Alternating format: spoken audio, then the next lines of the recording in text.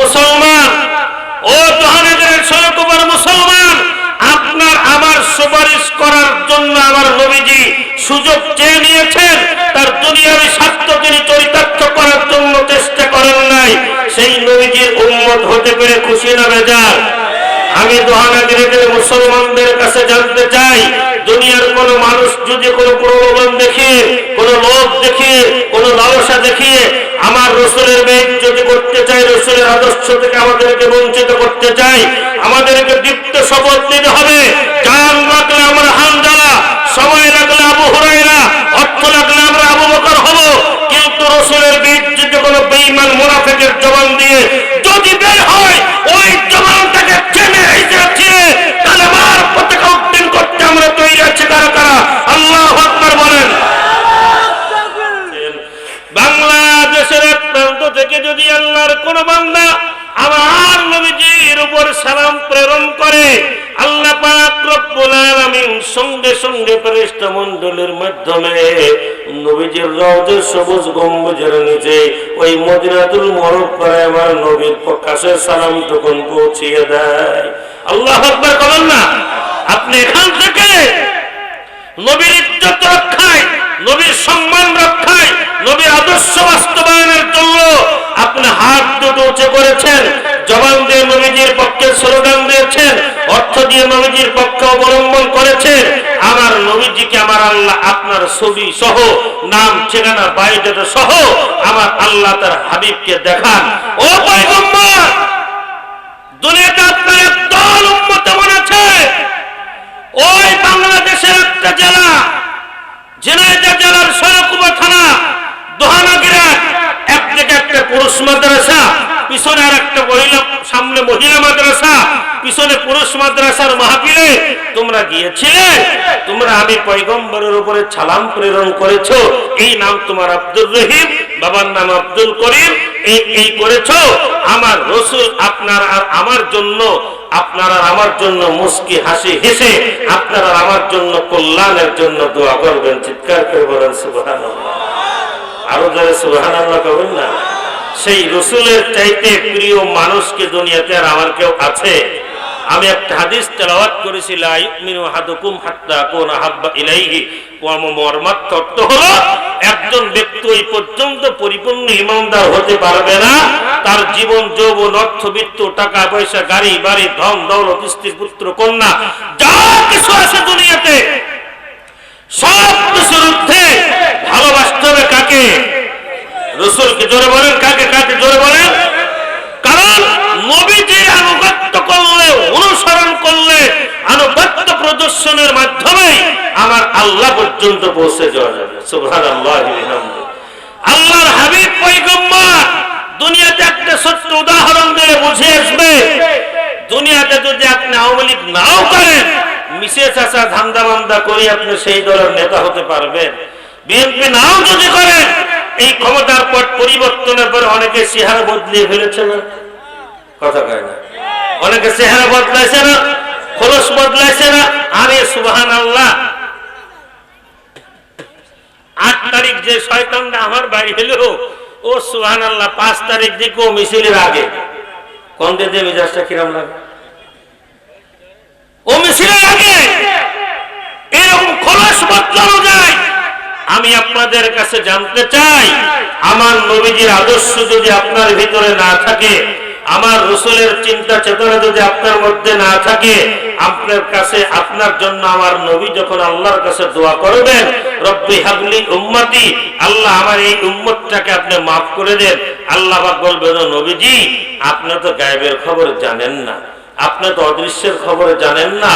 ওরা আপনার উম্মত ছিল, কিন্তু ওরা তাগুত অনুসরণ করত, অন্যায়কে প্রশ্রয় দিত, জালিমের সঙ্গে হাত মিলিয়ে চলতো। নবীজি ওদের জন্য আপনি দোয়া করলে আমি আল্লাহ আপনার দোয়া কবুল করব না। আল্লাহ পাকের বান্দা হিসেবে আল্লাহ পাক আমাদেরকে কবুল করেছেন। আখেরি পয়গম্বর, শ্রেষ্ঠ কিতাব আল কোরআন আল্লাহ পাক আমাদেরকে দিয়েছেন। সুবহানাল্লাহ বলবেন না? শ্রেষ্ঠ নবী আল্লাহ পাক আমাদেরকে দিয়েছেন। শ্রেষ্ঠ নবীর উম্মত হতে পেরে আমরা কি খুশি না বেজার? সুতরাং হাত দুটো উঁচু করে চিৎকার করে বলেন সাল্লাল্লাহু আরো জোরে বলেন সাল্লাল্লাহু আলাইহি ওয়াসাল্লাম। কারণ যত জায়গার আল্লাহ পাক হলেন রব্বুল আলামিন, আমার নবী মুহাম্মদুর রাসূলুল্লাহ সাল্লাল্লাহু আলাইহি ওয়াসাল্লাম হলেন রাহমাতাল লিল আলামিন। কিয়ামতের ময়দানে মা আমাকে চিনবে না, বাবা আমাকে চিনবে না, আমার আদরের স্ত্রী আমাকে চিনবে না। যে সন্তানের জন্য আমি জীবন বাজি রেখে টাকা পয়সা ইনকাম করি, যে সন্তানের জন্য অনৈতিকভাবে আমি আপনার নানা রকম অনৈতিক অর্থ সংগ্রহ করার জন্য প্রাণান্তকর প্রচেষ্টা করি, কিয়ামতের ময়দানে কেউ আমার কোনো কাজে আসবে না, সবাই আমাকে ছেড়ে চলে যাবেন। কিন্তু আমার হাবিব পয়গম্বর মুহাম্মদুর রাসূলুল্লাহ সাল্লাল্লাহু আলাইহি ওয়াসাল্লাম আমার আর আপনার জন্য রব্বে কারীমের দরবারে চোখের পানি ছেড়ে দোয়া করবেন, কান্না করবেন, ইন্নাহু রব্বি উম্মতি রব্বি হাবলি উম্মতি। হে আল্লাহ, আমার একটা উম্মত জাহান্নামে থাকা পর্যন্ত আমি রাসূল মাথা উঠাবো না, জান্নাতে যাব না। সুবহানাল্লাহ কইতে ইচ্ছে করে না? ইয়াউমা ইয়াফিরুল মারউ মিন আখি ওয়া উম্মিহি ওয়া আবি ওয়া সাহিবাতিহি ওয়া বানি। এই আয়াতের মধ্যে আল্লাহ তাআলা রব্বুল আলামিন বলেন, কিয়ামতের বিভীষিকাময় মুহূর্ত যখন তৈরি হয়ে যাবে, পৃথিবীটা তছনছ হয়ে যাবে, ধুলোয় ধূসরিত হয়ে যাবে, অন্ধকারাচ্ছন্ন নেমে আসবে, মানুষগুলো কবর থেকে উত্তোলন করে ঊর্ধ্বমুখী করে দৌড়াতে থাকবে ময়দান মাহশারের দিকে। কিয়ামতের বিভীষিকাময় মুহূর্তে আল্লাহ পাক রব্বুল আলামিন যখন বিচারকের কাঠগড়ায় বসবেন, লিমানিল মুলকুল ইয়াউমা লিল্লাহিল ওয়াহিদিল কাহ্হার, আল্লাহ পাক যখন ভয়ঙ্কর রূপ ধারণ করবে, কোন নবী আল্লাহর এই ভয়ঙ্কর চেহারার দিকে তাকাতে পারবে না। একটু ভেবেছেন, মার্ডার কেসের আসামি যদি পুলিশের হাতে ধরা পড়ে, তার কি কলিজায় পানি থাকে? কিন্তু দুনিয়াতে এই মার্ডার কেসের আসামিও তালগোল মারে ধোঁকাবাজি করে টাকা পয়সা দিয়ে মুক্তি পেতে পারে, দলীয় প্রভাব খাটিয়ে মুক্তি পেতে পারে, কিন্তু আল্লাহর দরবারে কোনো ঘুষ চলবে? আওয়াজ করেন, কোন সুদ চলবে? কোন ধোঁকাবাজি চলবে? আল্লাহ পাক যখন কাহ্হার রূপ, ভয়ঙ্কর রূপ ধারণ করে আল্লাহ তাআলা রব্বুল আলামিন বিচারকের আসনে বসবেন। কেমন? ইয়াউমা তারাউনাহা তাযহালু কুল্লু মুরদিআতিন আম্মা আরদাআত ওয়া তাদউ কুল্লু যাতি হামলিন হামলাহা ওয়া তারান নাস সুকারা ওয়া মা হুম বিসুকারা ওয়ালাকিন্না আযাবাল্লাহি শাদীদ। এই আয়াতের অর্থ যদি আপনি বুঝতেন, আপনার গাটার লোমটা শিহরি হতে হয়ে উঠত।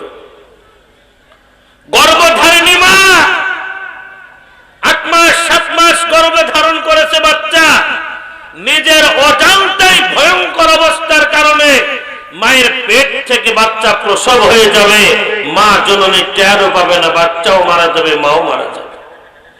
মায়ের বুকে মুখ লাগিয়ে সন্তান দুগ্ধপান করছে, মায়ের বুক থেকে বাচ্চা পড়ে যাবে, মারা যাবে, মা জননীও টের পাবে না, বাচ্চাটাও টের পাবে না। কি ভয়ঙ্কর অবস্থা! আল্লাহ পাক বলেন, ওয়াতারান্নাসে সুকারা, মানুষগুলো হেলতে দুলতে লোপাতারি হাঁটবে। মদ পান যারা করে, নেশাগ্রস্ত, এই মানুষগুলো কি সোজা সাপটা হাঁটতে পারে? আল্লাহু আকবার, কথা বলে না। তারা এলোপাতারে হাঁটে, উলটপালট চলাফেরা করে। এই মানুষগুলো এলোপাতারি উল্টো পাল্টা হাঁটবে। আল্লাহ পাক বলে, ওয়াতারান্নাসে সুকারা, এরা কি মদ্যপান করেছে, কোন নেশাগ্রস্ত হয়েছে? আমার আল্লাহ নিজেই জবাব দেন, ওয়া মা হুম বিসুকারা, না না, এই মানুষগুলো মদপান করে নাই, কোন নেশাপান করে নাই। তাহলে এরকম এলোপাতারে হাঁটে কেন, উলটপালট চলে কেন? ওয়ালাকিন্না আযাবাল্লাহি শাদীদ, আল্লাহর আযাবের ভয়ে, জাহান্নামের ভয়ে, ভয়ঙ্কর জাহান্নামের ভয়ে এই মানুষগুলো এলোপাতারি উল্টো পাল্টা চলতে থাকবে, সমস্ত নবীরা পর্যন্ত নাফসি নাফসি করতে থাকবে, ক্ষুধার যন্ত্রণায়, পিপাসার যন্ত্রণায়, পানির যন্ত্রণায় বুকটা ফেটে চৌচির হয়ে যাবে। হে বান্দা, হে আল্লাহর বান্দা, গুনাহ করো, জিনা করো, মিথ্যাচার করো, চগলখড়ি করো, মানুষের সাথে ধোঁকাবাজি করো, আল্লাহ সুবহানাহু ওয়া তাআলা এই ভয়ঙ্কর আযাবের মধ্যে যখন আমি আপনি গ্রেফতার হয়ে যাব, মানুষগুলো পানি চাইবে। আল্লাহ পাক পুজ, রক্ত, অবৈধ উপার্জিত সম্পদ দ্বারা যে শরীরটা আমি গঠন করেছি, আপনি করেছেন, এই শরীরের রক্ত পুজ আপনাকে আমাকে খেতে দিবে। পিপাসার যন্ত্রণায় ছটফট করে পিপাসার্ত অবস্থায় গরম রক্ত পুজ আলা পানি আপনার আমি পান করার সাথে সাথে পিশাব পায়খানার রাস্তা দিয়ে নারী ভুঁড়িগুলো পচে বের হয়ে চলে যাবে। আল্লাহু আকবার। এই ভয়ঙ্কর অবস্থা, মানুষগুলি যখন থরথর থরথর থরথর করে কাঁপবে, আল্লাহ পাক যখন বিচারের আসনে সমাসীন হবে, কোন মানুষ সেদিন আল্লাহর দিকে তাকাতে পারবে না। হঠাৎ করে আল্লাহ পাকের যে বিচারের আসন, এই ডান দিকে একটু নাড়া দিবে, মৃদু কান্নার আওয়াজ আল্লাহ পাকের কানে আসবে। আল্লাহ পাক জানেন, বোঝেন, ইন্নাহু আলিমুম বিযাতিস সুদূর। আল্লাহ পাক সব জানেন, সব বোঝেন, সব দেখেন। আপনার আমি গোপনে, নির্জনে, নিভৃতে রাতের অন্ধকারে কি করেছি, আমার আল্লাহ দেখেন কি দেখেন না? কথা বলেন, আমার আল্লাহ জানেন কি জানেন না? আল্লাহ পাক বলেন, হে জিবরাইল, হঠাৎ করে আমার আরশে কিসের আওয়াজ? বলে, রব্বুল আলামিন, আপনি একটু ডান দিকে তাকান। আপনার হাবিব, আপনার পয়গম্বর, এই পৃথিবীতে আপনি যত মানুষ সৃষ্টি করেছেন, সব থেকে বেশি ভালোবাসেন আপনি নবী মুহাম্মদুর রাসূলুল্লাহ সাল্লাল্লাহু আলাইহি ওয়াসাল্লামকে। আর দুনিয়াতে যত মানুষ আমার আল্লাহ তৈরি করেছেন, আমার রাসূলের চাইতে আমার আল্লাহকে অধিক ভালোবাসার কোন মানুষ আল্লাহ পাক তৈরি করেন না। সুবহানাল্লাহ, আল্লাহু আকবার। তাহলে তিনি আল্লাহকে ভালোবাসেন, আল্লাহ পাকও তাকে সর্বাধিক ভালোবাসেন। সুবহানাল্লাহি বিহামদিহি। আল্লাহ রাব্বুল আলামিন বলেন, জিবরাইল, আজ এই বিচারের দিনে ভয়ঙ্কর অবস্থা, মানুষগুলি যখন থরথর করে কাঁপে, নবীরা পর্যন্ত নাফসি নাফসি বলে চিৎকার করতে থাকে। আমার আরশে কিসের আওয়াজ, কান্নার আওয়াজ কেন বলো? জিবরিল আমিন বলে, আল্লাহ পাক আপনি একটু ডানের দিকে তাকান। আপনার হাবিব পয়গম্বর 63 বছর নবুয়তের জিন্দেগিতে, 23 বছর নবুয়তের জিন্দেগিতে আমার রাসূল উদর পূর্তি করে এক বেলা, তিনি একদিন 3 বেলা খাবার খেতে পারেন নাই। আজীবন নবীজি আমার উম্মতের মায়ায় কেঁদেছেন, উম্মতের জন্য নিজে দোয়া করেছেন, প্রচেষ্টা করেছেন। আল্লাহর নবী কিয়ামতের ময়দানে যখন আল্লাহ পাক বিচার কার্যাদি সম্পন্ন শুরু করবেন, আল্লাহ পাক বলেন, নবী আমার, ইরফার আসুক, আপনি মাথা উত্তোলন করেন। ও নবী গো, আপনি যদি আজকে কাঁদেন, আপনার চোখে যদি পানি ঝরে, নবী গো আমার বিচার কার্যক্রম করা তো সম্ভব হবে না। আপনি মাথা উত্তোলন করেন, আপনি যা বলবেন আমি আপনার প্রতিটা দোয়া কবুল করে নেব। জোরে জোরে বলেন আল্লাহু আকবার। আল্লাহর নবী পয়গম্বর আমার সন্তানের কথা তিনি বলবেন না, কলিজার থেকে যিনি ভালোবাসতেন তার প্রিয়তমা হাসান হুসাইনকে, আল্লাহর নবীর কন্যা ফাতেমা রাদিয়াল্লাহু তাআলা আনহাকে, নবীজির স্ত্রী আম্মা জান আয়েশা রাদিয়াল্লাহু তাআলা আনহা, আল্লাহর নবীজির স্ত্রী খাদিজাতুল কুবরা রাদিয়াল্লাহু তাআলা আনহা। আমার নবী তার স্ত্রীদের কথা বলবেন না, সন্তানের কথা বলবেন না, তার মেয়েদের কথা বলবেন না। আমার নবী আমার রবের কাছে বলবেন, আল্লাহ গো, আমার একটা উম্মত জাহান্নামে থাকা পর্যন্ত আমি রাসূল মাথা উত্তোলন করব না। জোরে জোরে বলেন না আল্লাহু আকবার। ও মুসলমান ইমানদার, আল্লাহর গোলাম, আল্লাহর প্রিয় বান্দা বান্দেরা, যেই নবীজি আমার দুনিয়াতে আপনার জন্য, আমার জন্য সারাটা জীবন কষ্ট করেছেন, আল্লাহ আমার বন্ধু আমার নবী মুহাম্মদকে আমি আল্লাহ পাক দুইটা অপশন দিয়েছিলাম। আল্লাহ পাক বলেন, নবীজি গো আমার, আপনি যদি চান তামাম পৃথিবীটাকে আমি স্বর্ণ মুদ্রা মাই মুক্তা দ্বারাই পরিপূর্ণ করে দেব। আপনার দৃষ্টি সীমা যতদূর যায় আমি আল্লাহ দুনিয়ার তামাম আসবাব দিয়ে পরিপূর্ণ করে দেব। আর যদি আপনি চান দুনিয়ার কোনো কিছু আপনি প্রত্যাশা করেন না, দুনিয়ার কোন কিছু আপনি চান না, আপনার উম্মতের জন্য সুপারিশের পাওয়ার, ও নবীজি আপনি কোনটা চান? আল্লাহর কসম করে বলি, যদি আমাকে এরকম অপশন দেওয়া হতো তাহলে আমি অবশ্যই দুনিয়াটা চাইতাম, আপনিও দুনিয়াটা চাইতেন। কথা বলেন। আপনাকে যদি অপশন দেওয়া হতো যে 10 নম্বর বগুড়া ইউনিয়নের আপনাকে চেয়ারম্যান বানিয়ে দেওয়া হবে, আপনি শুধু এই দল পরিবর্তন করে একটু ইসলামের বিরোধিতা করেন, আপনি আর আমি এক বাক্যে খাড়া হয়ে যেতাম। আমার নবীজিকে আল্লাহ পাক তামাম পৃথিবী যত দূর তার দৃষ্টি সীমা যায় আল্লাহ পাক জানিয়ে দিলেন, পয়গম্বর আপনি যদি চান আমি স্বর্ণ মণি মুক্তা দ্বারা দুনিয়ার সকল সুবিধা আপনাকে পরিপূর্ণ করে দিব।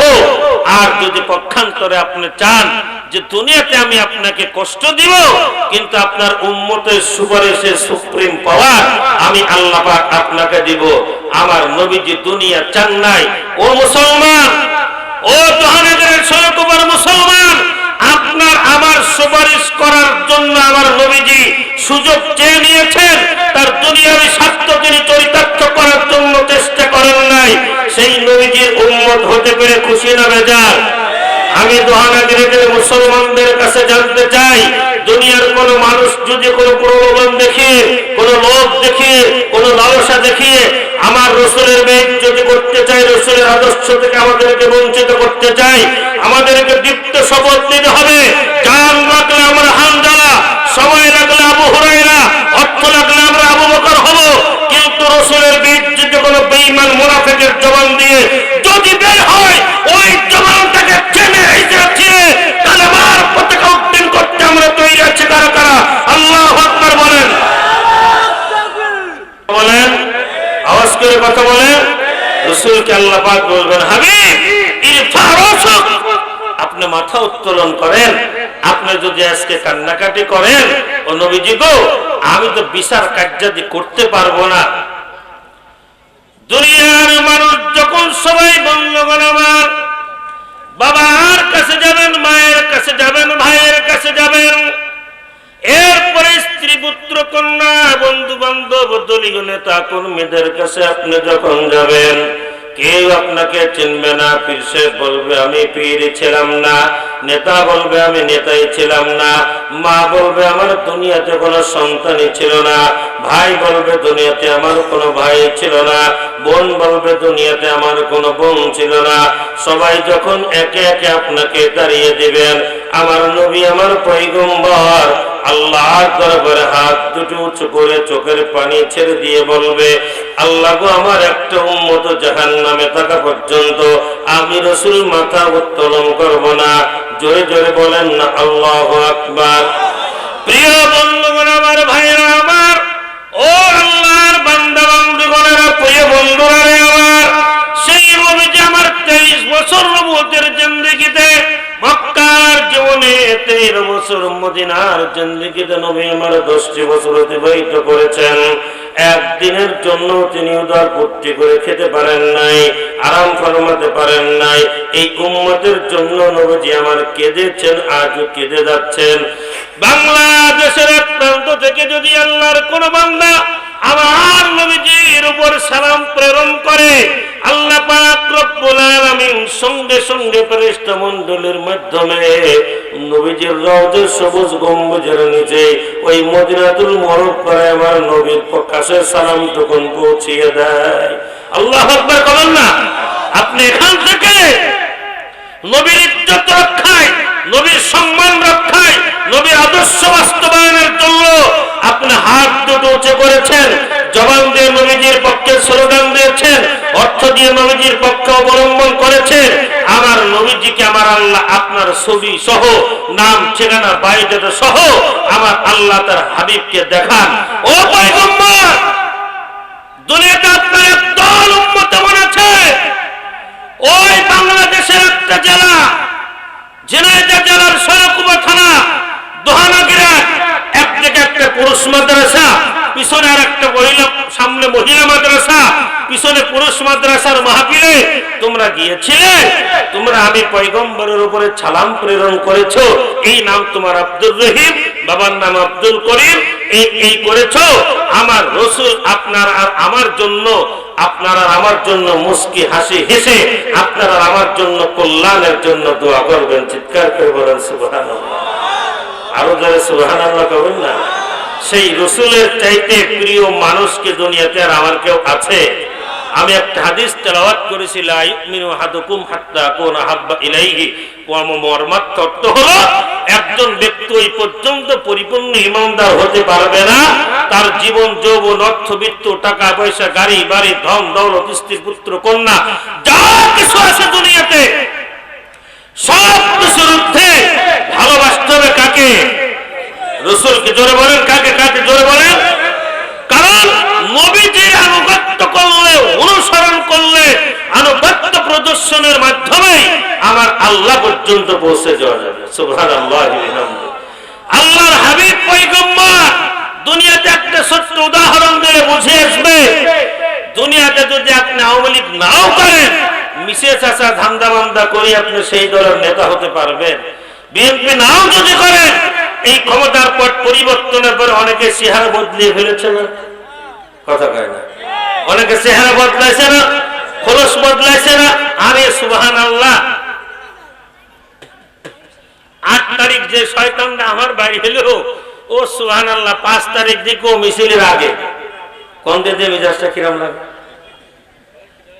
ও মিছিলের আগে এরকম খোলস বদলানো যায়?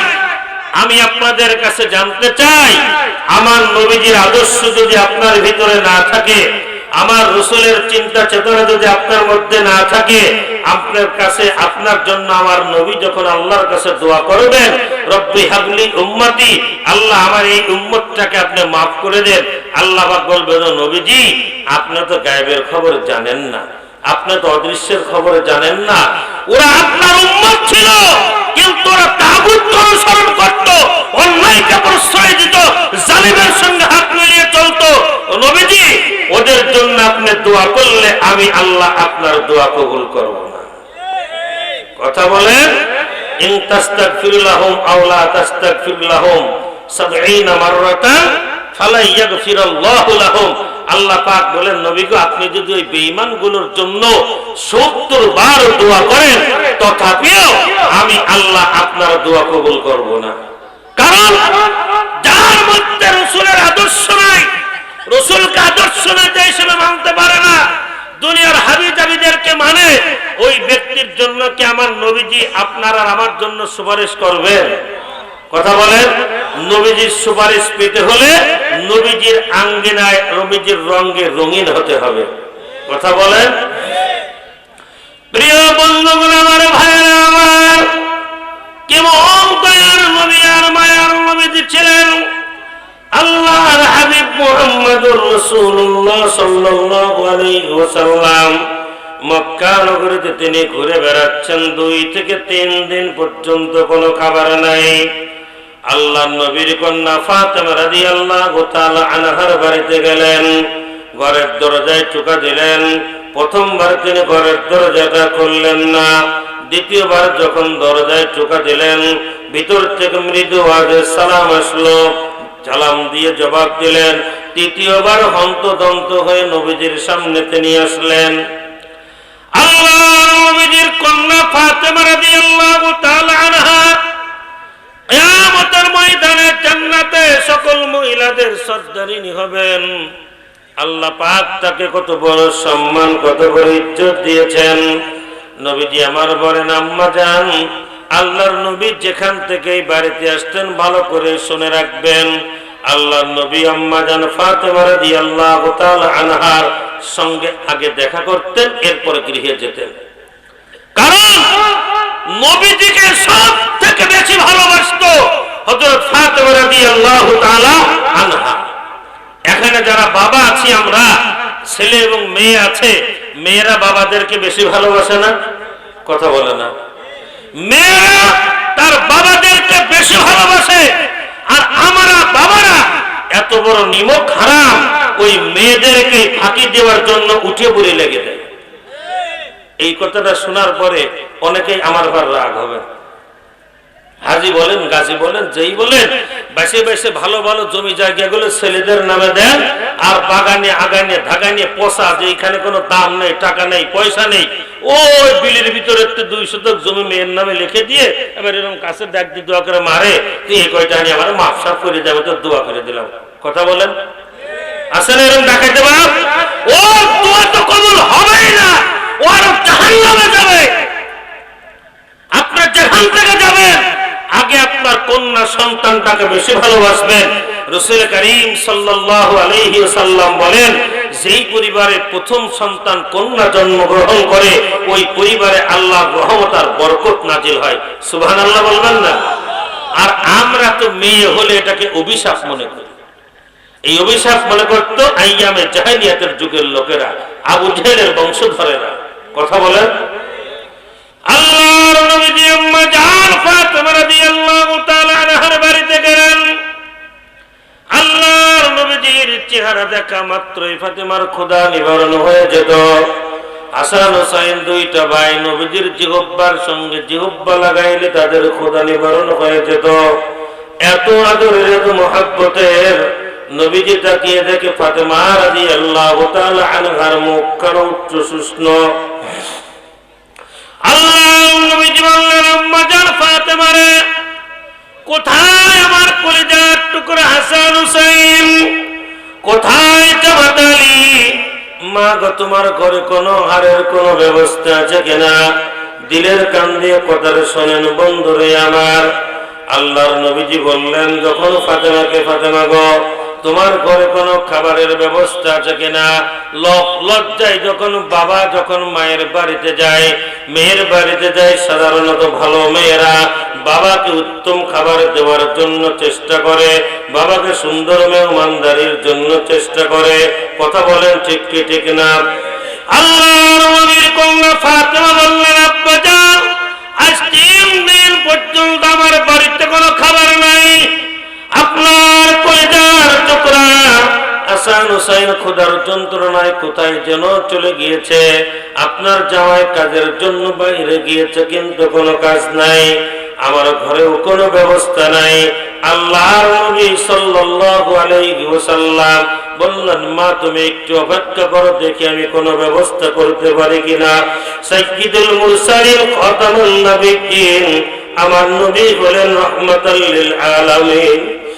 আল্লাহর নবী কাজের সন্ধানে বেরিয়ে গেলেন।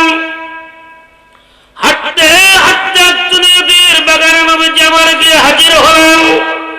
ইহুদির কাছে বললেন, ভাই আমার কোনো কাজ থাকলে কাজ দাও, কাজের বিনিময়ে আমাকে 2-1 টাকা দিও, অথবা খেজুর দিও, এর বদৌলতে আমি তোমার কাজটা করে দেব।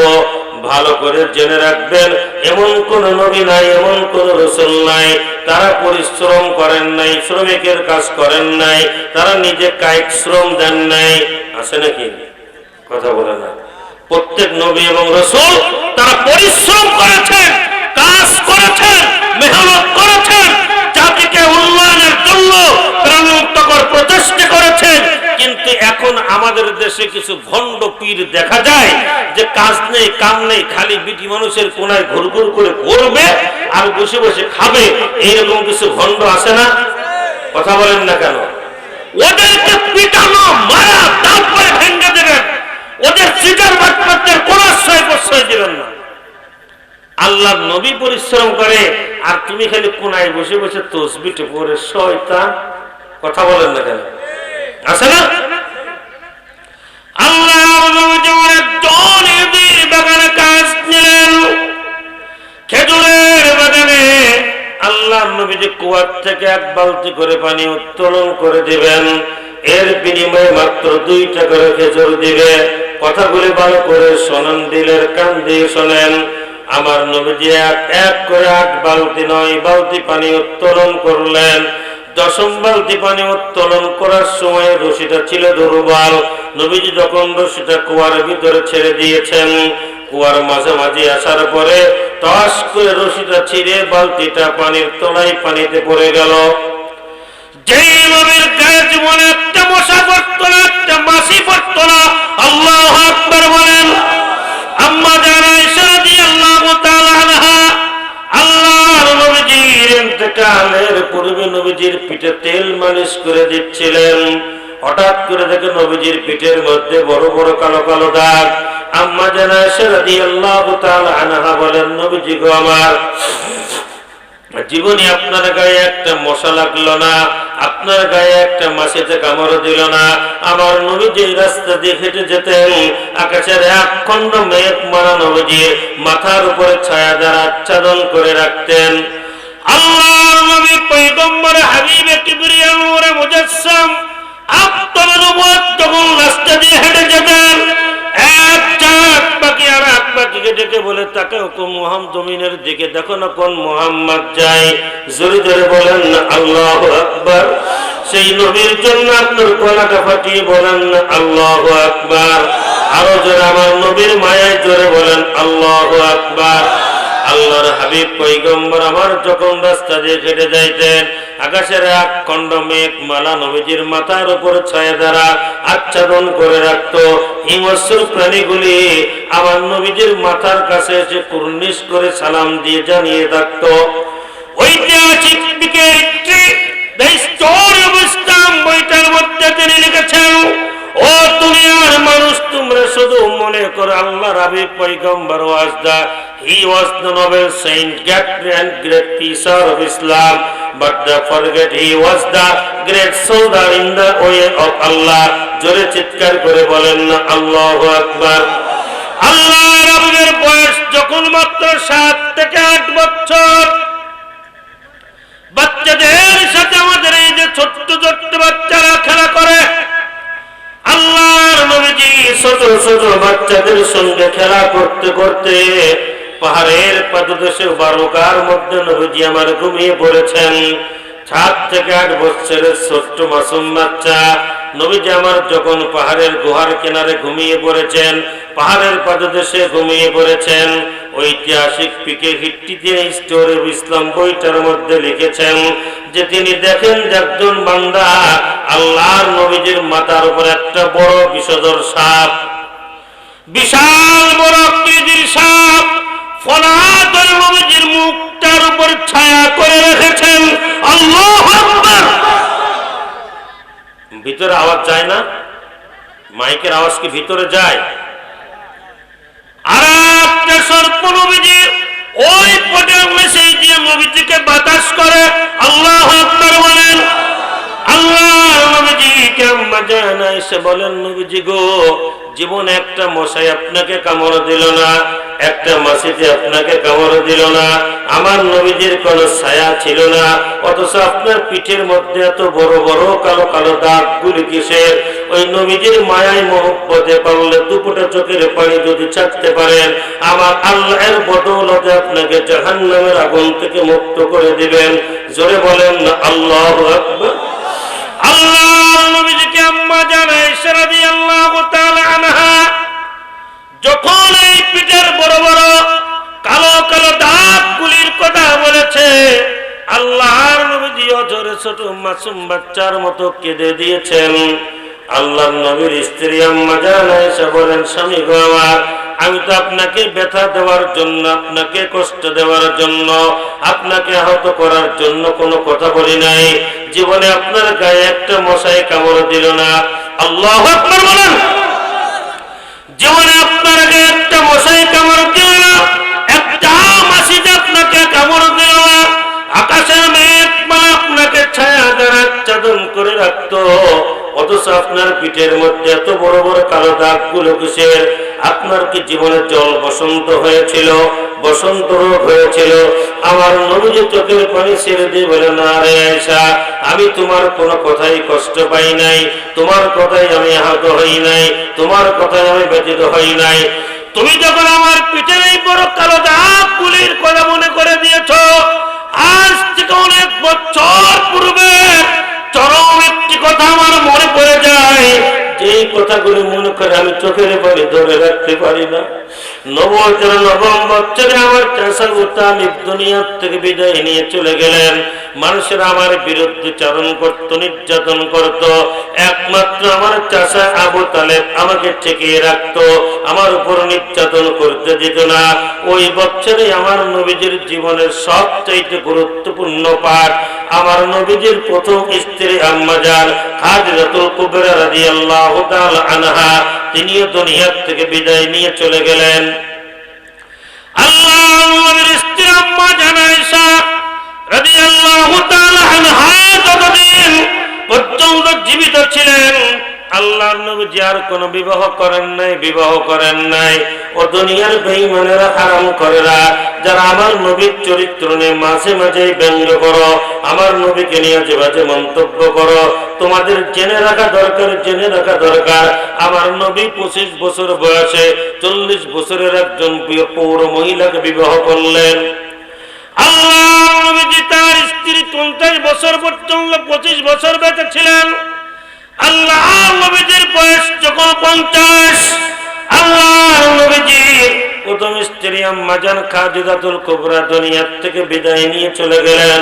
চাচা আবু তালেব দুনিয়ার থেকে বিদায় নিয়ে চলে গেল। আম্মা জান খাদিজাতুল কুবরা রাদিয়াল্লাহু তাআলা আনহা তিনিও দুনিয়ার থেকে বিদায় নিয়ে চলে গেলেন। আমার নবীকে আর আশ্রয় দেওয়ার মতো কোনো মানুষ নাই। আল্লাহর হাবিব সাল্লাল্লাহু আলাইহি ওয়াসাল্লাম দাওয়াতি কার্যক্রম করেন, মানুষকে ডাকেন, ইয়া আইয়ুহান নাস কুলু লা ইলাহা ইল্লাল্লাহ তুফলিহুন। হে দুনিয়ার মানুষেরা, তোমরা কালেমা গ্রহণ করো, দ্বীনের পথে আসো, আমার আল্লাহ তোমাদেরকে সফলতা দান করে দিবেন। জোরে বলেন আল্লাহু আকবার। আল্লাহর নবীর দুনিয়াটা কেমন যেন একটি অন্ধকার হয়ে গেল। যে স্ত্রী তাকে টাকা দিয়ে, পয়সা দিয়ে, বুদ্ধি দিয়ে, পরামর্শ দিয়ে রাত দুপুরে গভীরে আমার নবীর স্ত্রী দাঁড়িয়ে থাকতেন, একটা রাত্রি তিনি ঘুমাতেন না। আল্লাহর নবী সাল্লাল্লাহু আলাইহি ওয়াসাল্লাম রাত 3টা হোক আর 2টা হোক, 2:30টা হোক, দাওয়াত কার্যক্রম করে তিনি যখন বাড়িতে ফিরতেন, ঘরের দরজায় একবারের বেশি নবী দেখতেন আম্মা জান খাদিজাতুল কুবরা বিছানায় পেট লাগাই নাই, দরজার সঙ্গে ট্যাস লাগায় দাঁড়িয়ে রয়েছে। সুবহানাল্লাহ কবেন না? এরকম নেককার স্ত্রী কার কার ঘরে আছে একটু হাত উঁচু করেন তো। যে আপনি বাড়ির থেকে বাইরে গেলে আপনার বউ ঘুমায় না, আপনার জন্য রাত জেগে থাকে, আছে? বরঞ্চ বলে ভাত হনে আছে, বাইরে খাও।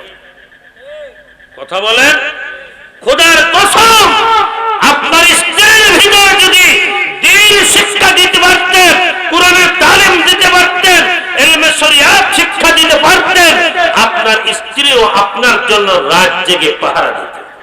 সুবহানাল্লাহ কোন? আম্মা জান খাদিজাতুল কুবরা রাদিয়াল্লাহু তাআলা আনহাকে নবীজি আমার জিজ্ঞাসা করলেন, খাদিজা রে, দীর্ঘ রাত হয়ে গিয়েছে, দাওয়াত কার্যক্রম করে আবার লোকজনের সাথে কথাবার্তা বলতে দেরি হয়ে গিয়েছে, এত পরিশ্রম করো, তুমি কেন ঘুমাও নাই? আল্লাহর নবীর স্ত্রী কত সুন্দর জবাব, আল্লাহু আকবার। আমার নবীজির স্ত্রী আম্মা জান বলতেন, নবীজি গো, আমার জন্মের আগে আপনি বাবা হারিয়েছেন, মাত্র 5 বছর 6 মাস বয়সকালে মাকে হারিয়েছেন। মক্কার চতুর্দিকে আপনার শত্রু, ডাইনে আপনার শত্রু, বামে আপনার শত্রু, সামনে আপনার শত্রু, পিছনে আপনার শত্রু। সারাদিন দিনের কার্যক্রম করেন, মানুষকে দিনের পথে ডাকেন, অন্যায় অত্যাচার অনাচার বিচার প্রচার দেব দেবিলানাথ মানাত গল্পগুলের পূজা ছেড়ে আপনি মানুষকে দিনের পথে ডাকেন। নবীজিকে সারাদিন আপনি কষ্ট করে বাড়িতে ফিরে আসেন। আমি তো ঘরে থাকি, আপনি যদি আমাকে একবারের থেকে দ্বিতীয়বার ডাক দেন, আর শত্রুপক্ষ যদি আপনার আক্রমণ করে বসে, এই জন্য যতক্ষণ পর্যন্ত আপনি বাড়িতে না ফেরেন আমি খাদিজা ঘুম চোখে আসে না। জোরে জোরে বলেন আল্লাহু আকবার। আল্লাহর নবী সাল্লাল্লাহু আলাইহি ওয়াসাল্লামের সেই প্রিয়তমা স্ত্রী খাদিজাতুল কুবরা যখন দুনিয়া থেকে বিদায় নিয়ে চলে গেলেন, চাচা আবু তালেব তিনিও দুনিয়ার থেকে বিদায় নিয়ে চলে গেলেন। মক্কার মানুষেরা আমার নবীজির দাওয়াত কবুল করে না। আমার নবীজির মাথার উপর উটের পচা নারী ভুঁড়িগুলি চাপিয়ে দেয়। নবীজি আমার যে রাস্তায় যে কাটা বিছিয়ে রাখে, আমার নবীজিকে দেখলে গালমন্দ করে, গালিগালাজ করে, নানা রকম তিরস্কার করে, আমার নবীজির উপর অত্যাচার অনাচার অবিচার করে, নানা রকম জুলুম করে। আল্লাহর হাবিব সাল্লাল্লাহু আলাইহি ওয়াসাল্লাম মনে মনে তিনি ভাবলেন, ওই ছোট্টবেলায় আমি তায়েফ নগরীতে বড় হয়েছি, তায়েফে আমার ছোট্টবেলায় কেটেছে, কত মানুষ আমার বন্ধু আছে, কত মানুষ আমার প্রিয়জন আছে। আম্মা জান হালিমাতুস সাদিয়ার ঘরে আমি লালিত পালিত হয়েছি। মুসলমান হাজী সাহেব বোমরার কোন বন্ধু যদি থেকে থাকেন, মদিনা শরীফ থেকে অনেক দূরে তায়েফ থেকেও 70 কিলোমিটার দূরে আম্মা জান হালিমাতুস সাদিয়ার বাড়ি। যেই জায়গাতে বসে আমার নবীজি দুধ পান করাতেন আম্মা জান হালিমাতুস সাদিয়া, ওই জায়গায় একটা এখনো যাই নামাজ বিছিয়ে রেখেছে।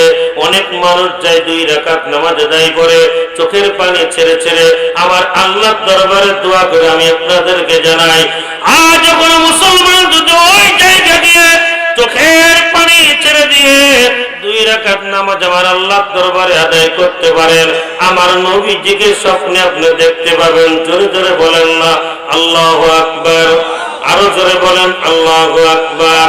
আম্মা জান আয়েশা রাদিয়াল্লাহু তাআলা আনহাকে নবীজি বলেন, ও আয়েশা, তোমার কোথায় কষ্ট পাই নাই, তোমার কোথায় ব্যথিত হই নাই, তোমার কোথায় তো আমি আহত হই নাই, কিন্তু আমার পিঠের কালো দাগগুলির কথা যখন তুমি বলেছো, নবতের নবম বছরে সবাই যখন আমার থেকে বিচ্ছিন্ন হয়ে গেল, আমি এই দাওয়াত কার্যক্রম করার জন্য তায়েফে গিয়েছিলাম। কোন কিতাবের মধ্যে লেগে 3 দিন 7 দিন, কেউ বা বলে 1 মাস, বেশ কয়েকটা দিন আমার নবীজি তায়েফের জমিনে দাওয়াতি কার্যক্রম করলেন। কুফার নির্দয় তায়েফেরা আমার নবীর দাওয়াত তো কবুল করলই না। পুনরায় যখন নবীজি আমার মক্কার দিকে প্রত্যাবর্তন করেছে, তায়েফ শহরে অনুপ্রবেশ করতে ত্রিমোহনী মতো একটি জায়গা আছে, যারা হজে গিয়েছেন বা উমরায় গিয়েছেন দেখেছেন, আমার নবীজিকে যেখানে নির্দয় তায়েফেরা আঘাত করেছিল, মেরেছিল, সেই জায়গাটি এখনো চিহ্নিত করা রয়েছে। আল্লাহর নবীজি বললেন, আয়েশা, নির্দয় কুফারে তায়েফেরা চতুর্দিক থেকে বৃষ্টির মতো আমার গায়ে পাথর বর্ষণ করতে আরম্ভ করে দিয়েছিল। নবীদের খাদেম যায়েদের আয়েশা বলেন, আমি একা মানুষ, একদিকে ঠেকাই তো আর 3 দিকে উন্মুক্ত হয়ে যায়। আমার নবীদের গায়ে বৃষ্টির মতো তারা পাথর মারতে আরম্ভ করে দিল। আল্লাহর নবীর শরীর থেকে রক্ত মুবারক বের হয়ে জুতার মধ্যে আটকে গেল। আল্লাহু আকবার। আল্লাহ পাক রব্বুল আলামিন বলেন, জিবরাইল, আমার আরশের মধ্যে কিসের আওয়াজ, আমার আরশের মধ্যে কিসের আওয়াজ? আল্লাহ পাকের কাছে বলেন, আল্লাহ গো, আপনি তায়েফের দিকে তাকান, আপনার হাবিব, আপনার বন্ধু, আপনার নবী মুহাম্মদকে কেমন তারা নির্যাতন করেছে। আল্লাহ রাব্বুল আলামিন জিবরিল আমিনকে সঙ্গে সঙ্গে পাঠালেন। নবীজি আমার সঙ্গে হারিয়ে ফেলেছেন, নবীজি আমার জ্ঞান হারিয়ে ফেলেছেন। আমার নবীজির কাছে জিবরিল আমিন আসলেন, মুখে পানি ছিটালেন, নবীজি জ্ঞান ফিরে পেলেন। আল্লাহ নবীজির চেহারার দিকে থেকে জিবরিল আমিন বললেন, আসমানের ফেরেশতারা পর্যন্ত কষ্ট পেয়েছে, আল্লাহ পাক আমাকে পাঠিয়েছেন। ও নবী আমার, পয়গম্বর আমার, হাবিব আমার, আপনি যদি অনুমতি দেন, আপনি যদি পারমিশন দেন, 2 পাশের পাহাড় চাপা দিয়ে চিরতরে তায়েফবাসীকে ধ্বংস করে দেব। আল্লাহ রাব্বুল আলামিনের পয়গম্বর নবী আমার বলেন, ও আমার ভাই জিবরাইল, আজ ওরা আমাকে চিনতে পারে নাই, আমাকে বুঝতে পারে নাই। আজ যদি ওদেরকে তায়েফবাসীকে পাহাড় চাপা দিয়ে ধ্বংস করে দেন, কে আপনাকে আল্লাহকে আল্লাহ বলে ডাকবে? কে আমাকে রাসূল হিসেবে স্বীকৃতি দিবে? আজ ওরা চিনতে পারে নাই, বুঝতে পারে নাই, কিন্তু ভবিষ্যৎ প্রজন্ম কিয়ামতের ময়দানে আমার আল্লাহর দরবারে আমার বিরুদ্ধে অভিযোগ করবে। আল্লাহ, আমাদের বাপ দাদা মুরব্বীরা আমাদেরকে চিনতে পারে নাই, জানতে পারে নাই। যেমন আজকের মাহফিলটা কত বরকতপূর্ণ মাহফিল, কত তাৎপর্যপূর্ণ মাহফিল, কিন্তু অনেকে দোকানপাটে, অনেকে রাস্তাঘাটে, অনেকে প্যান্ডেলের পাশে ঘুরে বেড়ায়। বেড়াই, আল্লাহর নামে কসম করে বলি, আমার আল্লাহ যদি চাহে তো আপনার এই মাহফিল থেকে জীবনের গুনাহটা মাফ করায় দিতে পারেন কি পারেন না? জোরে বলেন, চিৎকার করে লিল্লাহি তাকবীর। আরো জোরে বলেন, লিল্লাহি তাকবীর। আল্লাহর নবীজি বললেন, জিবরাইল রে, ওরা আমাকে চিনতে পারে নাই, আমাকে বুঝতে পারে নাই, পাহাড় চাপা দিয়ে যদি ওদেরকে আমি ধ্বংস করে দেই, কে আমার আল্লাহকে আল্লাহ বলে ডাকবে, আমি রাসূলকে নবী হিসেবে স্বীকৃতি দিবে? আমার আল্লাহ তো হত্যাযজ্ঞ করার জন্য, মারামারি করার জন্য, নৈরাজ্য করার জন্য আমাকে দুনিয়াতে পাঠায় নাই। আমার আল্লাহ আমাকে দুনিয়াতে পাঠিয়েছে গোটা বিশ্ববাসীর জন্য রহমত স্বরূপ। আল্লাহ তাআলা রব্বুল আলামিন বলেন, ওমা আরসালনাকা ইল্লা রাহমাতাল লিল আলামিন। চিৎকার করে বলেন আল্লাহু আকবার। আল্লাহ রাব্বুল আলামিনের পয়গম্বর বলেন, ও জিবরাইল, এই পৃথিবী আল্লাহ হলেন রব্বুল আলামিন, আর আমি রাসূলকে আল্লাহ পাক পাঠিয়েছেন গোটা বিশ্ব জাহানের সকল সৃষ্টি জীবের জন্য রহমত। আমার নবী মাছের জন্য রহমত, আমার নবী গাছের জন্য রহমত, আমার নবী মানুষের জন্য রহমত, গোটা বিশ্ব জাহানের জন্য রহমত। সেই নবীর উম্মত, সেই নবীর খাঁটি প্রেমিক হতে চান কারা কারা? আমার আল্লাহকে হাত দুটো উঁচু করে বলেন তো আল্লাহু আকবার। মুসলমান আম্মা জান আয়েশাকে বললেন, আয়েশা রে, তোমার কথায় আমি কষ্ট পাই নাই, তোমার কথায় আমি ব্যথিত হই নাই। আমার পিঠের কালো দাগগুলির কথা তুমি যখন স্মরণ করে দিয়েছো, নির্দয় কুফারে তায়েফেরা আমার উপর যে আঘাত করেছিল, পাথর মেরেছিল, রক্ত রঞ্জিত করে দিয়েছিল, ঘাগুলি শুকিয়ে গিয়েছে, কিন্তু আমার পিঠের কালো দাগগুলি আজও মুছে যায় নাই। ও আয়েশা রে, তোমার কথায় আমি কষ্ট পাই নাই, আহত হই নাই, কিন্তু তাইফের রক্তের আঘাতের কথা আমি বলতে পারি নাই। ও তোহানাগ্রের সলকুবার মুসলমানেরা, আমি আপনাদের কাছে জানতে চাই, আমরা নবীকে কষ্ট দিতে চাই না, ভালোবাসতে চাই? কারা কারা নবীজিকে ভালোবাসতে চান? তো হাত তুলে বলেন আল্লাহু আকবার। আরো জোরে বলেন আল্লাহু আকবার। আল্লাহর নবীজি গোটা বিশ্ব জাহানের জন্য রহমত, শুধু মানুষের জন্য নয়, শুধু প্রাণীর জন্য নয়, মরা গাছের জন্য রহমত, প্রাণীর জন্য রহমত, হায়াতের জিন্দেগির জন্য রহমত, দুনিয়ার মানুষের জন্য রহমত। মনে আছে আপনাদের বলছিলাম, আমার নবীজি একজন ইহুদির বাড়িতে গিয়েছেন, এক বালতি পানি উত্তোলন করবেন কয়টা খেজুর বিনিময়ে? কয়টা? কথা কি শুনছেন আপনারা? কষ্ট হচ্ছে আপনাদের খুব? হ্যাঁ, এক বালতি পানি উত্তোলন করবেন, এর বিনিময়ে দুইটা খেজুর দিবেন। দশম বালতি পানি উত্তোলন করার সময় নবীজির বালতির রশিটা ছিঁড়ে জমিনের মধ্যে পানিতে পড়ে গেল। লাল সুন্দর চেহারা, বুকরানো চুল, আমার নবীর চেহারা একবার দেখলে পৃথিবীর মানুষ আর নজর ফিরাতে পারবে না।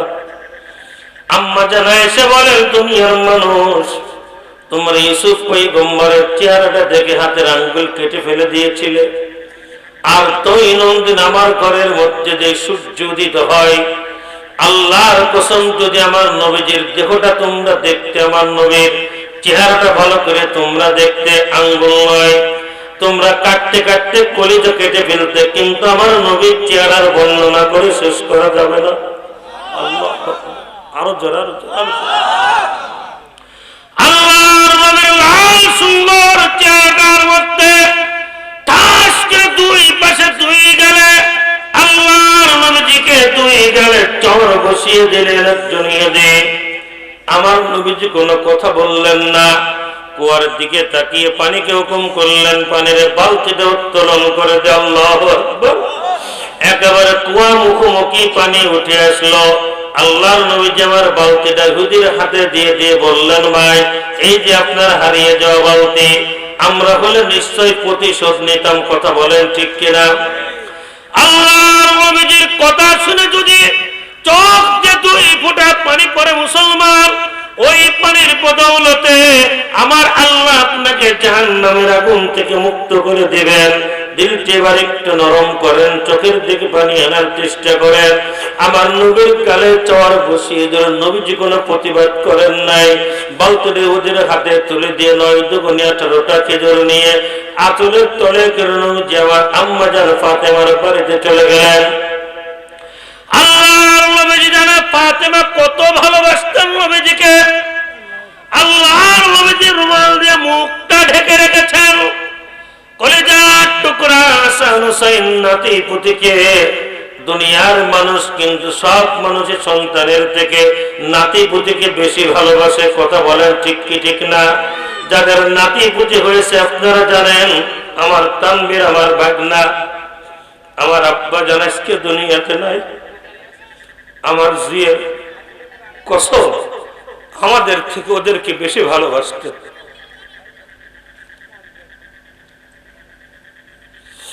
কিছুই করে যেতে পারেন নাই।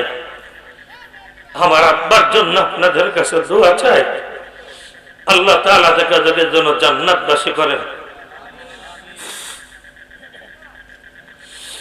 আল্লাহর নবী হাসান হুসাইন দুই ভাইকে কোলের উপর বসিয়ে খেজুরগুলি আমার নবীজি তার মুখের মধ্যে তুলে দিচ্ছেন। আম্মা জান ফাতেমা রাদিয়াল্লাহু তাআলা আনহা বাড়িতে এসেছেন। আল্লাহর নবীজিকে বললেন, আব্বা জান আপনার মুখটা রুমাল দিয়ে বাঁধা কেন, মুখটা ঢাকা কেন? আমার নবী জানে ফাতেমা যদি দেখে আমার মুখটা খোলা, লাল পরশা মানুষ এত জোরে চপেটাঘাত করেছে, 2 চোয়ালে 10 আঙ্গুল একদম বসে গিয়েছে। মুসলমান, যে নবীজি ছাড়া আপনার কোনো কাজে আসবে না, যে নবী ছাড়া আপনার কেউ সুপারিশ করবে না, যে নবীর দোয়া ছাড়া, নবীর দয়া ছাড়া জান্নাতে আপনি যেতে পারবেন না, সেই নবীজিকে একজন যেহেতু মেরেছে, আমার নবীজি তার বালতি উঠিয়ে দিয়ে কোনো কষ্ট পান নাই, রাগ করেন নাই, 2টা নাতিকে কোলে করে নিয়ে আদর করছেন, খাওয়াচ্ছেন। ফাতেমা রাদিয়াল্লাহু তাআলা আনহা বলে, আব্বা গো আপনার মুখটা ঢাকা কেন, আপনার চোখ দুটো ফোলা ফোলা কেন? বলে, মা কিছু না। বলে, না আব্বা কি জন্য আপনি আমার কাছে লুকাচ্ছেন? ও বাবা আপনার চোখটা ফোলা ফোলা কেন? ঠাস করে মুখের থেকে কাপড়টা সরিয়ে দিয়েছেন। কাপড়টা সরিয়ে দেখা মাত্রই আমার নবীজির লাল সুন্দর চেহারাটা 2টা চোয়াল 10টা আঙ্গুল বসে মুখটা ফুলে গিয়েছে। চিৎকার করে উঠেছে ফাতেমা, হে আমার বেঈমানেরা, আমার বাবা যদি তোদের কাছে কোনো অন্যায় করে, যদি কোনো অত্যাচার করে, আমাকে মারতি, আমার ছেলেকে মারতি, কিন্তু আমার নবী, আমার বাবা জন্মের আগে বাবাকে হারিয়েছে, মাকে হারিয়েছে, আমার বাবার গায়ে চড় মারলি। চিৎকার করে ক্রন্দন শুরু করে দিয়েছে। সন্তান দুটিকে বুকের মধ্যে জড়িয়ে ধরে বলে, আমার হাসান হুসাইন রে, তোমার খাবারের জন্য তোমার নানা মার খেয়ে এসেছে, এই খাবার খেতে পারো না। আল্লাহর নবীজি বললেন, না ওদের কোনো কষ্ট দিও না। নাতি 2টাকে বুকের মধ্যে তিনি জড়িয়ে ধরে আগলে ধরে রেখেছেন। হঠাৎ করে দরজার শব্দ, করোনার শব্দ। আল্লাহর নবী পয়গম্বর আমার ঘরের দরজাটা খুলে দিলেন। আল্লাহর আমার ঘরের দরজাটা খুলে দেওয়ার পরে তিনি আসলে একেবারে হতাশ, কিং কর্তব্য বিমূঢ়। যে ইহুদি আমার নবীজিকে আঘাত করেছিল, আমার নবীজিকে মেরেছিল, ওই লোকটা মারার পরে নিজের অন্ত যন্ত্রণায়, অন্ত জ্বালায় প্রথমে হাতটা পাথরের সঙ্গে আঘাত করেছে, কিন্তু মনে প্রশান্তি আসে নাই। এরপরে হাতটাকে আঘাত করেছে, প্রশান্তি আসে নাই। কাটা একটা পাথর নিয়ে আরেকটা পাথরের বরাত রেখে হাতটা দ্বিখণ্ডিত করে দিয়েছে, এরপরেও মনে প্রশান্তি আসে নাই। নবীজির মায়, নবীজির মুহাব্বতে ফোঁটা চোখে পানি আনেন বন্ধুরে। ওই বেচারা মনে মনে অস্থির যে আমি কেমন আঘাত করলাম, নবীজিকে কেন কষ্ট দিলাম, নবীজিকে কেন আঘাত করলাম। একজন ইহুদির দিলে দয়া হয়, ইহুদির দিলে মায়া হয়, আর আজকে মুসলমানের দিলে দয়া হয় না, মায়া হয় না। আল্লাহ নবীজির কাছে ইহুদি গিয়ে বললেন, হুজুর এই হাতটা আমি আপনাকে আঘাত করেছিলাম, আমি পাথরের সঙ্গে আঘাত করেছি, প্রশান্তি পাই নাই। হাত আমি কেটে ফেলে দিয়েছি, প্রশান্তি পাই নাই। নবীজি আপনি আমাকে ক্ষমা না করা পর্যন্ত আমি শান্তি পাই না। আমার নবীজি বললেন, বন্ধুরে আমার, তোমার সেই কাটা হাতটা কোথায় একটু বের করো দেখি। তোয়ালের মধ্যে থেকে একটা থলের মধ্যে কাটা হাতটা বের করলেন। আমার নবীজি তার মুখের থেকে থুতু মুবারক লাগিয়ে কাটা হাতটা জোড়া লাগিয়ে দিলেন। ইহুদি বলেন, আমি এই দৃশ্য দেখার সঙ্গে সঙ্গে কালেমা পড়ে মুসলমান হয়ে গেলাম। জোরে জোরে বলা যাবে কিনা আল্লাহু আকবার। ওই ইহুদি বলে, আমার হাত আগের থেকে আরো শক্তিশালী, আরো মজবুত হয়ে গেল। বন্ধুরে আমার আলোচ্য বিষয় ছিল আমার নবী গোটা বিশ্বের জন্য রহমত, গাছের জন্য রহমত, মাছের জন্য রহমত, মানুষের জন্য রহমত। ইহুদি কালেমা পড়ে ইসলাম কবুল করে নিলেন। আমার পয়গম্বর দুনিয়াতে মানুষের জন্য এসেছেন রহমতের বার্তা নিয়ে, মানুষের কল্যাণের জন্য, মানুষের গুনাহ মুক্ত করার জন্য। আমার নবী কত বড় দয়ার নবী, আল্লাহর হাবিব পয়গম্বর সাল্লাল্লাহু আলাইহি ওয়াসাল্লাম। একটু আমার কথা শুনে নেব। আমার নবী যখন ছোট্ট মাসুম বাচ্চা দুগ্ধ পান করানোর জন্য হালিমাতুস সাদিয়ার কাছে বিক্রি করলেন। আমার নবীর বাবা নাই, মা দুনিয়াতে আছেন, কিন্তু গরিব মানুষ। মক্কার মানুষেরা তদনন্তিম রীতিনীতি অনুসারে তায়েফের থেকে মানুষেরা এসে টাকার বিনিময়ে তাদের বাচ্চাগুলোকে দুগ্ধ পান করাতেন। আমার নবী বাইতুল্লাহর অদূরে তার ঘরের মধ্যে বসা শোয়া। আমার নবীর বাবা নাই, এতিম মানুষ বলে কেউ গুরুত্ব দেয় না। আমাদের সমাজে এতিমদেরকে আমরা গুরুত্বহীন মনে করি কিনা কথা বলেন? তাদেরকে ফাঁকি দেওয়ার চেষ্টা করেন, তাদের কাছে মার খাওয়ানোর চেষ্টা করেন, তাদেরকে ধোঁকাবাজি করার চেষ্টা করেন।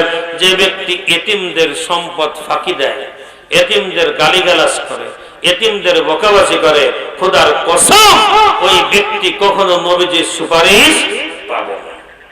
আপনারা কি এতিমদেরকে ভালোবাসবেন না তাড়িয়ে দিবেন? কারা কারা ভালোবাসবেন হাত উঁচু করে বলেন তো, জোরে বলেন আল্লাহু আকবার। আল্লাহ, মানে ছোট্ট মাসুম বাচ্চা এতিম, তার কোনো টাকা নাই, তার কাছে কোনো পয়সা নাই, এই জন্য কোনো মানুষ তাকে ক্রয় করে না। পরন্তু বিকালে আম্মা জান হালিমাতুস সাদিয়া বলেন, আমি ওই কিউরের মধ্যে গেলাম, নবীজির চেহারাটা দেখলাম, আমার দিলের মধ্যে কেমন যেন একটু মায়া লাগলো, ভালোবাসা লাগলো। স্বামীকে ডেকে বললাম, স্বামী গো আমার, টাকা হোক কম হোক আর বেশি হোক, আমরা এই বাচ্চাটাকে নিয়ে যাই। আল্লাহর নবীর আম্মা জান হালিমাতুস সাদিয়া বলেন, ও দুনিয়ার মানুষ, তোমার নবী কেমন রহমত। আমি যখন বাচ্চাটাকে বুকের মধ্যে নিলাম, আমার হৃদয়ের মধ্যে, বুকের মধ্যে একটা প্রশান্তি অনুভব করলাম। আল্লাহু আকবার। আম্মা জান হালিমাতুস সাদিয়া বলেন, আমার থেকে 2 থেকে 3 ঘন্টা আগে যারা মক্কা শরীফ থেকে ওই তায়েফের উদ্দেশ্যে রওনা দিয়েছিল, আমার গুদাটা ছিল, আমার গাধাটা ছিল দুর্বল। আমার দুর্বল গাধাটা নিয়ে যখন আমি মুহাম্মদকে নিয়ে রওনা দিলাম, আমি তাদের থেকে অতি আগেই বাড়িতে পৌঁছে গেলাম। জোরে জোরে বলবেন না সুবহানাল্লাহ। তিনি বলেন, আমি যখন মুহাম্মদকে আমার গাধার উপরে চড়াইলাম, এত দ্রুত কেমন যেন দুর্বল কৃষকায়, কথা বলতে, নড়তে পারে না, চড়তে পারে না, খাবারে যেতে পারে না। কিন্তু যারা 2-3 ঘন্টা আগে গিয়েছিল, তাদের থেকে আমার গাধার আগেই পৌঁছে গেল। জিকির করেন লা ইলাহা।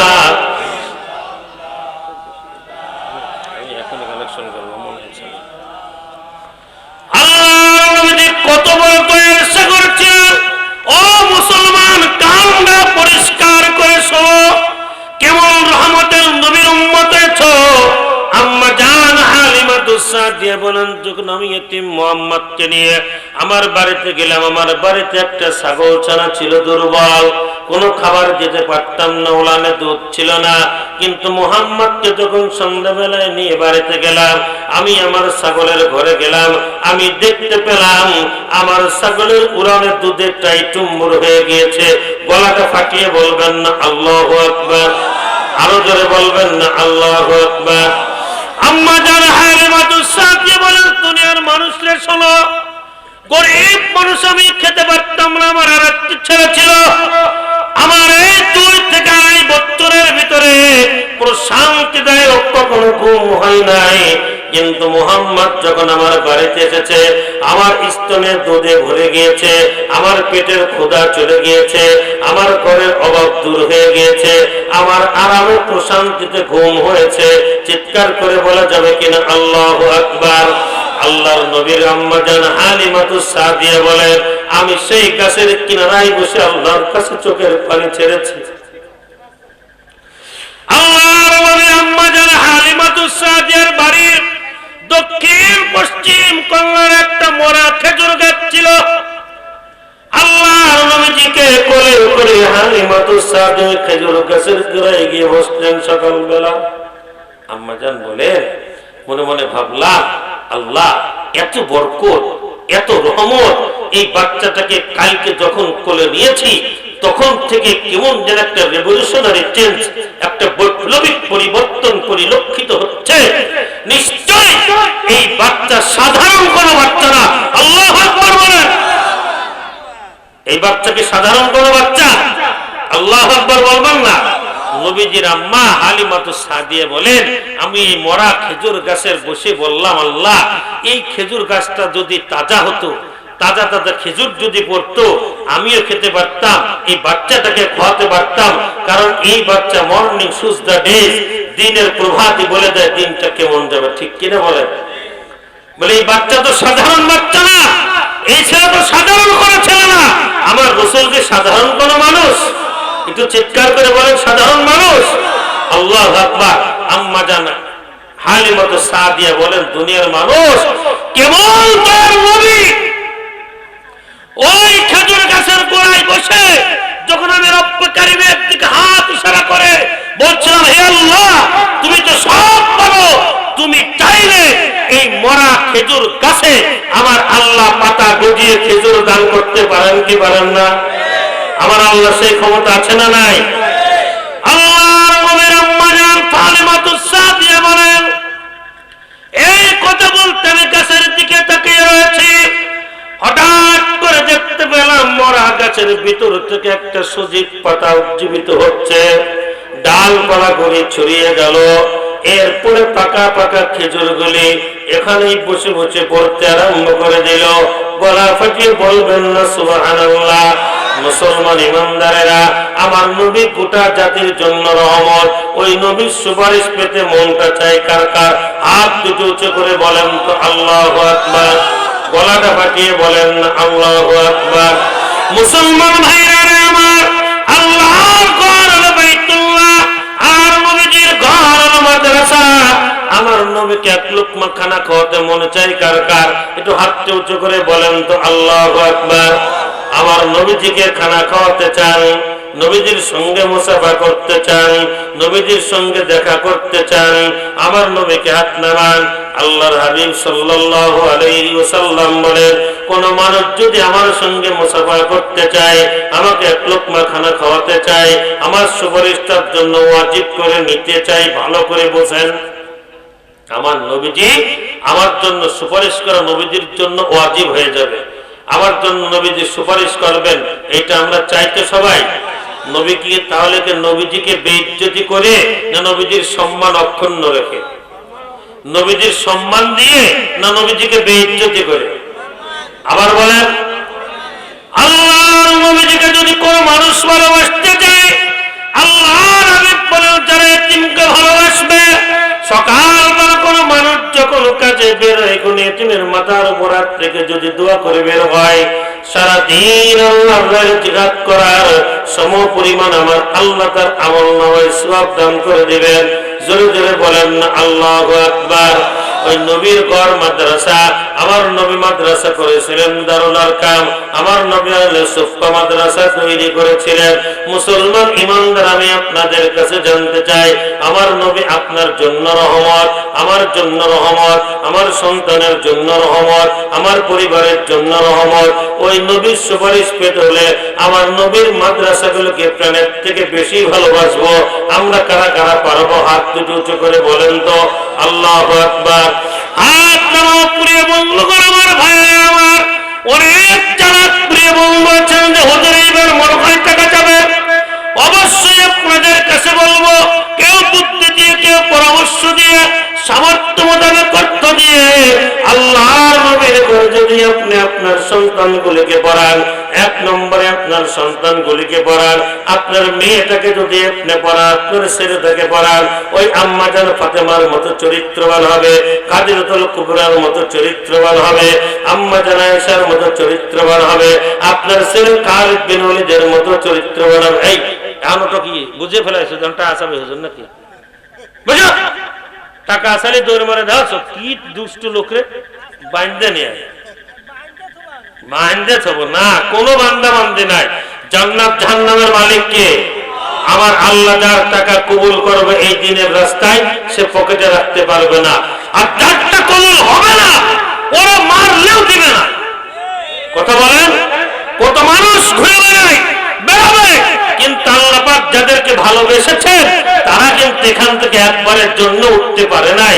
কিছু লোক আছে, এই ভদ্র লোকটাকে যদি বলি তাম পৃথিবীর টাকা পয়সা তোমার দিয়ে দেবো, দাড়িটা কাটো, ও কাটবে? আর সালমান এফ রহমান পুলিশের হাতে বাঁচার জন্য দাড়ি কেটে মৌসি সাইজি বানাচ্ছিল, দেখেন নাই? তো কিছু মানুষ আছে তাদের জীবন যৌবন চিন্তা চেতনা সব কিছু আল্লাহ এবং তার রাসূল কেন্দ্রিক। আবার একদল মানুষ আছে তাদের চিন্তা চেতনা ভাবনা দুনিয়াবি কেন্দ্রিক। দুনিয়ার মানুষের দেখানো, লোক দেখানো, লালসা দেখানো, মানুষের কাছে হুজুর সাজা। প্রকৃত পক্ষে সে আলেম নয়, প্রকৃত পক্ষে দ্বীনের মুহাব্বতকারী নয়। কথা বলেন।